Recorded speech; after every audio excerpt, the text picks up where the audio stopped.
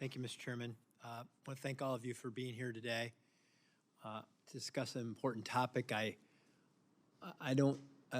bet almost everybody knows a senior who's been a victim of some type of financial scam.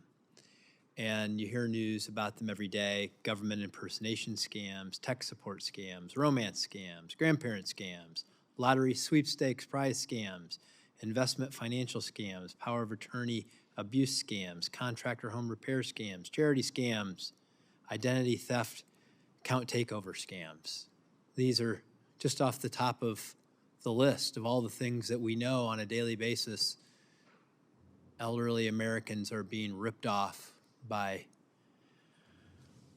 I don't know what kind of person rips off an elderly person with a clean conscience. They're just terrible. But now we have a new scam, deepfake scams, that I have a great deal of concern about, and have actually introduced legislation that would prevent deepfake scams to provide best practices on how we can protect seniors on these issues. AARP has said that the rise of AI-driven fraud poses significant risks. And so, Mr. Bunn, I just wanted to ask you, what are prosecutors working on as it relates to AI scams, and what gaps exist, and how can we address it? So in your own state, you've seen some state-level legislation looking at deepfakes as well, and I know you're familiar with that. So I think there are a number of things. As I mentioned to Senator Kim for his question, we have to keep up with evolving technology, and you're right that deepfakes are quite prevalent now and are only growing.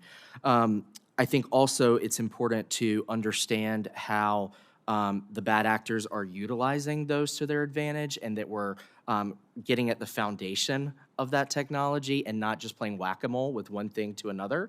I think that, again, involves flexibility.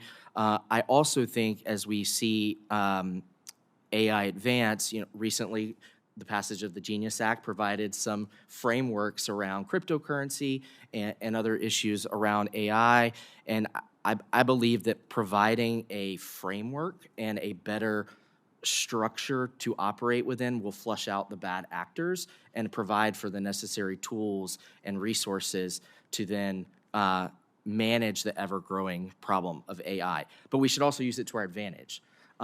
We can't just sit back and let bad actors use it. How can we use it on an offensive front to hold these bad actors accountable, and then our members prosecuting them accordingly to make sure that they are being held accountable for their communities? Are the platforms where a lot of these scams occur, they can be email, text message, they can also be in a variety of are we doing enough to create awareness on those platforms, and can companies do more? I don't think we're doing enough for awareness, and I think that the educational component of this, both for law enforcement, stakeholders, and broader communities, those impacted by these crimes, could be a more comprehensive approach. That's coordination and communication.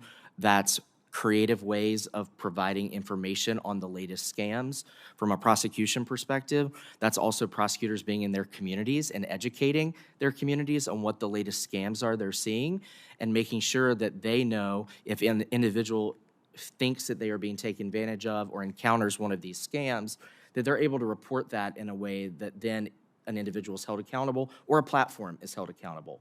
And I do believe that companies can do more. Yeah, awareness is so important. Nobody from government is ever going to ask you to pay for something with a gift card.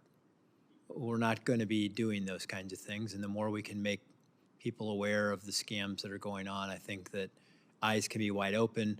And it's also informing the children of grandparents and grandchildren to help them make their elderly family members aware.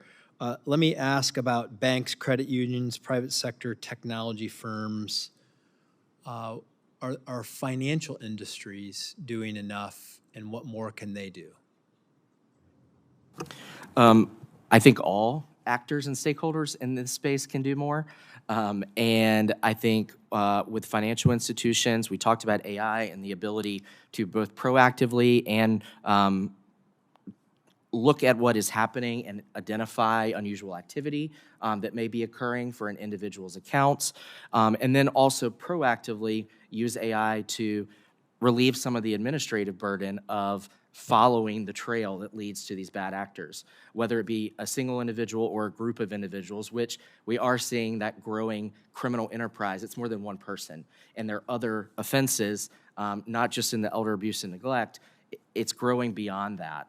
And so I think that's critically important. I think financial institutions can do more as well. I also think that that is breaking down the silos among these different actors and making sure that we're all communicating and sharing information in a way that is a comprehensive approach, because silos don't help anyone. Yeah, thank you all for being here today, for the work that you do to create awareness and protection from elder abuse.